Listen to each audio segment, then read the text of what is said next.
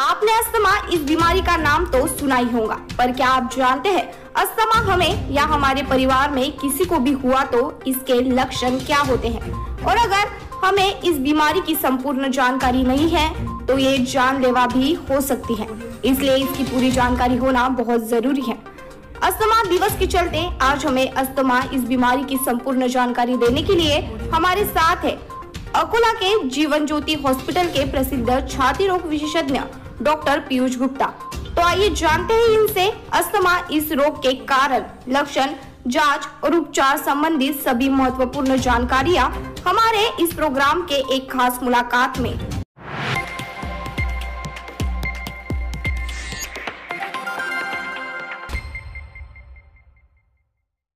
नमस्ते, मैं डॉक्टर पीयूष गुप्ता, मैं चेस्ट स्पेशलिस्ट हूँ। मैं जीवन ज्योति हॉस्पिटल अकोला में प्रैक्टिस करता हूँ 2015 से। पीयूष सर, मैं आपसे जानना चाहूँगा अस्थमा के बारे में। एक बहुत ही पेचीदा ऐसी बीमारी अस्थमा, मैं जानना चाहूँगा क्या होता है अस्थमा? जी बिल्कुल। पहले अस्थमा के बारे में जानकारी लेने के पहले मैं ये बताना चाहता हूँ कि 3 मई 2022 को वर्ल्ड अस्थमा डे सेलिब्रेट हुआ है। हर साल मंगलवार को, पहले मंगलवार को मई के महीने में हम वर्ल्ड अस्थमा डे सेलिब्रेट करते हैं। वो हम इसलिए सेलिब्रेट करते हैं क्योंकि वर्ल्ड अस्थमा डे के दिन हम एक जन जागरूकता करना चाहते हैं, पब्लिक का अवेयरनेस करना चाहते हैं, और जो पेशेंट अस्थमा के हैं उनका ट्रीटमेंट क्या मॉडिफिकेशंस आए हैं, क्या नए दवाई आई है, इसके बारे में अवेयरनेस करने के लिए हम अस्थमा के लिए वर्ल्ड अस्थमा डे सेलिब्रेट करते हैं। अब हम थोड़ा सा अस्थमा के बारे में जानना चाहेंगे।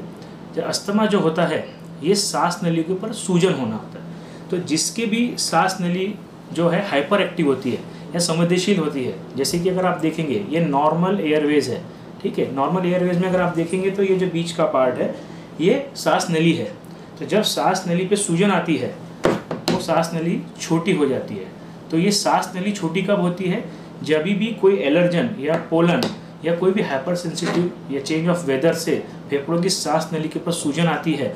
वो सूजन आने के बाद में बलगम जमा होता है, और बलगम जमा होने के बाद में सांस लेने में दिक्कत होती है। तो इस जो प्रोसेस को हम जो बोलते हैं, ये बीमारी इस प्रोसेस से जो बीमारी होती है इसे हम अस्थमा कहते हैं। सर, अगर मैं बात करूँ तो अस्थमा के लगभग कितने प्रकार होते हैं और अस्थमा किस एज कैटेगरी के लोगों को हो सकता है?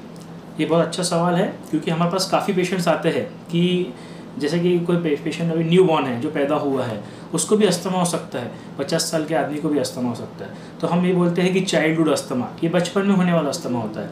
लेट एडल्ट ऑनसेट अस्थमा, ये जब एक एज के बाद में 25 साल 30 साल के बाद में जब होता है तो अपन एडल्ट ऑनसेट अस्थमा बोलते हैं।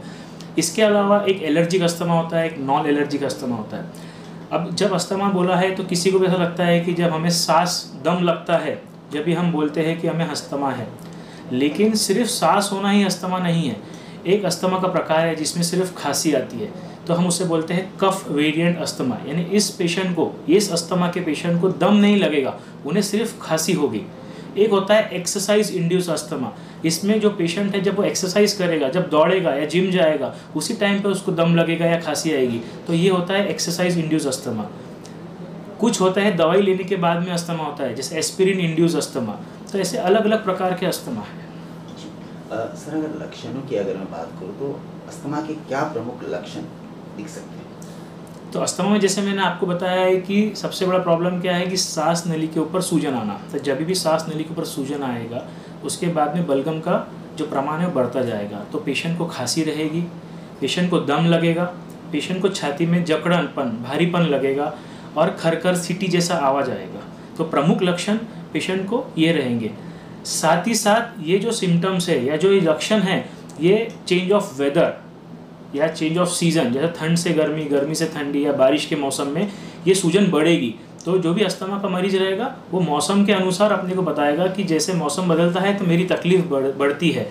सुबह और शाम में तकलीफ बढ़ती है, क्योंकि सुबह और शाम में तापमान का वेरिएशन, टेम्परेचर वेरिएशन होता है, उस वजह से भी अस्थमा ट्रिगर होता है। या जो पेशेंट जैसे कि ऑक्यूपेशनल अस्थमा है किसी को, तो जब वो फैक्ट्री में जाता है काम करने के लिए, तो वहाँ पे जब एयर पोल्यूशन के कांटेक्ट में आता है उसी टाइम पे उसको अस्थमा ट्रिगर होता है। जब घर आता है तो अस्थमा नहीं होता है। तो ये सब लक्षण रहते हैं, और ये change of weather, change of occupation, change of place से भी हो सकता है। जी, जैसे आपने कहा कि चेंज ऑफ वेदर अस्थमा हो सकता है? वैसे देखा जाए तो चेंज ऑफ वेदर, सर्दी जो है लगभग अस्थमा के जो सिम्टम है सर्दी से बहुत ज़्यादा मेल खाते हैं जी। ठीक है, तो किस तरह इसको डायग्नोस किया जा सकता है? जी बिल्कुल। अभी अस्थमा डायग्नोस करने के लिए सबसे प्रमुख है लक्षण, जो हमने बताया सिम्टम्स। जो पेशेंट हमारे पास में आता है वो हमें बताता है कि मुझे सर्दी, खांसी, दम लगना, छाती में जकड़नपन लगना, सीटी जैसे आवाज़ आना। अगर ये प्रमुख लक्षण हमें पेशेंट बताते हैं तो हमें उनके ऊपर डाउट आता है कि ये पेशेंट को अस्थमा हो सकता है। साथ ही साथ वो हमें बताते हैं कि सीज़न चेंज के साथ में या सुबह शाम में खांसी में बदलाव होता है। सुबह खांसी ज़्यादा रहती है, जैसे जैसे दिन जाता है खांसी अच्छी हो जाती है, फिर रात में खांसी फिर शुरू हो जाती है। तो ये जो प्रमुख लक्षण हमारे पास में जब पेशेंट लेके आते हैं तो हम अस्थमा का एक डाउट क्रिएट करते हैं या अस्थमा का एक डायग्नोसिस बनाने की कोशिश करते हैं। फिर उस अस्थमा को डायग्नोस करने के लिए हम एक लंग फंक्शन टेस्ट करते हैं। लंग फंक्शन टेस्ट में हम फेफड़ों की जो क्षमता है, सांस लेने की क्षमता है, उसको हम देखेंगे और उस हिसाब से हम अस्थमा को डायग्नोस करेंगे। एक छाती का एक्सरे निकालेंगे जिसमें हमें दिखेगा कि जो खांसी है या कफ है उसका और कोई कारण तो नहीं है। उसके बाद में एलर्जी का टेस्ट करेंगे। जो एलर्जी के जो जिस खाने की पदार्थ की कोई एलर्जी रहती है या कोई पोलन ग्रेन की एलर्जी रहती है या कोई एनिमल डेंडर यानी जैसे कुत्तों के बालों की एलर्जी, बिल्ली के बालों की एलर्जी, जो पालतू जानवर है उनसे भी जब एक्सपोजर होता है तो उनसे भी अपने को अस्थमा ट्रिगर होता है। तो ये सब चीज़ों की हम एलर्जी टेस्ट करेंगे। इसके बाद में एक अस्थमा का हम डायग्नोसिस बनाते हैं। जी सर, अगर उपचार की अगर बात करें तो आज के आधुनिक युग में अस्थमा के लिए कौन कौन सी आधुनिक उपचार पद्धति उपलब्ध है? अस्थमा के लिए ट्रीटमेंट जो हम करते हैं तो उसके लिए इनहेलर्स आर द बेस्ट। जो भी हम ट्रीटमेंट देते हैं उसमें टैबलेट फॉर्म कम रहता है, इनहेलर फॉर्म्स ज़्यादा रहते हैं।